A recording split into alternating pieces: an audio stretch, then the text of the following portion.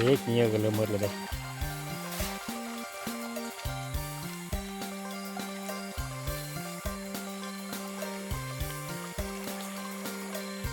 ปลาปุ่นลูกปลาปีเนาะ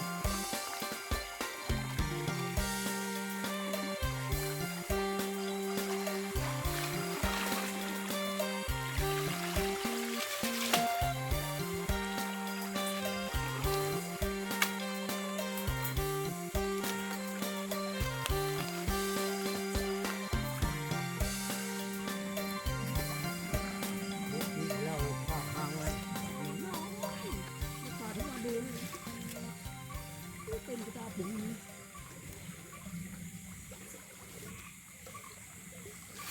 ไม่นอนเสือเลย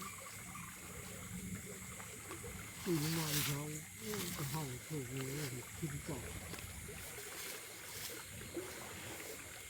นักแดกชีวิตมันแดกลงมันจะสูงแล้วมันแดกลงตัวหัวเห็นมันมีเหตุ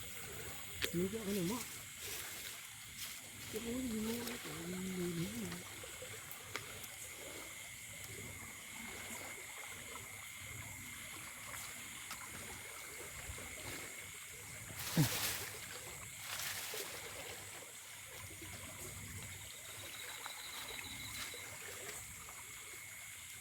นี่ก็จะมีพูดอย่างนี้ด้วย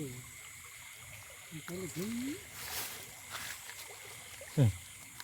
ที่ว่าเดี๋ยวจากตรงนี้มีที่เยอะเดี๋ยวนี้ก็ตาย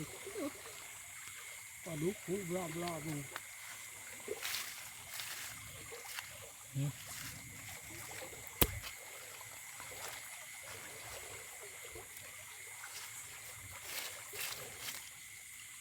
อันนี้หน่อยกว่าเราไม่ต้องฟังทิ้ง